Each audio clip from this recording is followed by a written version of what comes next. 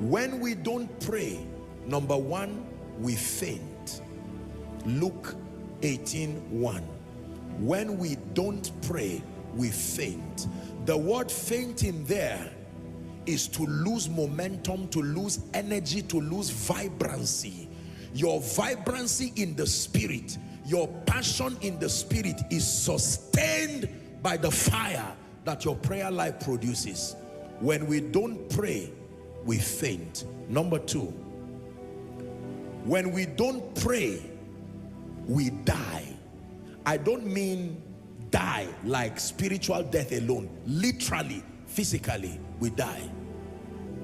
You may not see it because you don't die in one day. When we don't pray, it's like a farm with no farmer plowing it. No sowing, no mowing grasses, no nothing. The reason why we die is because the thief, killing is part of what he does. He does not only steal and destroy. When we don't pray, we don't ward off Satan and his cohorts and darkness, we will die spiritually, die financially, eventually die physically. Do the experiment. Trouble Satan and don't pray. Save souls, transform lives, give to the kingdom, love the Lord, make sure that the kingdom goes forward, then don't pray. It's not only God that knows us, the thief too knows you. If he has not come, it's because he's on his way, or you have learned how to restrain him.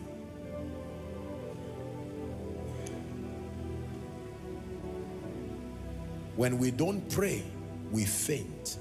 When we don't pray, we die.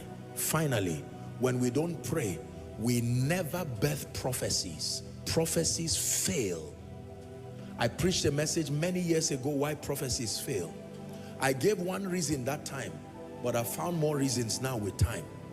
The reason I gave that time was the weakness, the humanity of man, and that is true. But in addition to it, there are many reasons why prophecies fail. It is not just the humanity of men. Prophecies fail because all prophecies are seeds. When prophecies come from the lips of God, they rest upon the womb of time.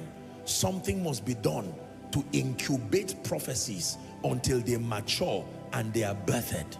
Are we together now? You nurture prophecy by prayer, you birth prophecy by prayer. So prophecies fail. Even if you are not exhausted and you do not engage strategically in prayer, you will never be able to birth the program of God. If for any reason God ever told you anything you are sure of and it never came to pass, I can tell you, in diagnosing that condition spiritually, most likely it was because you did not stay with God, agreeing in the place of prayer to incubate that prophetic word to maturity, to fruition, and then birthing it in the place of prayer.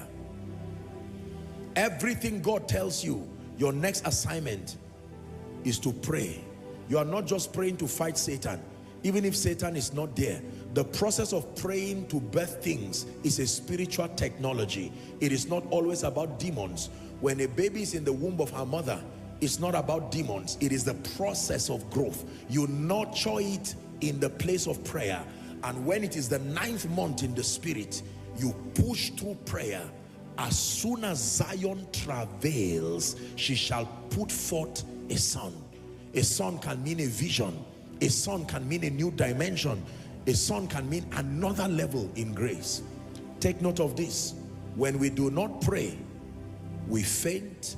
When we do not pray, we die. By every definition of death, we lose life financially, relationally, health-wise, until we finally die, because we give the thief access to carry out his ministry in our lives. And finally, when we do not pray, we abort prophecy. We do not stay with God to nurture and to birth prophecy, to give it physical expression.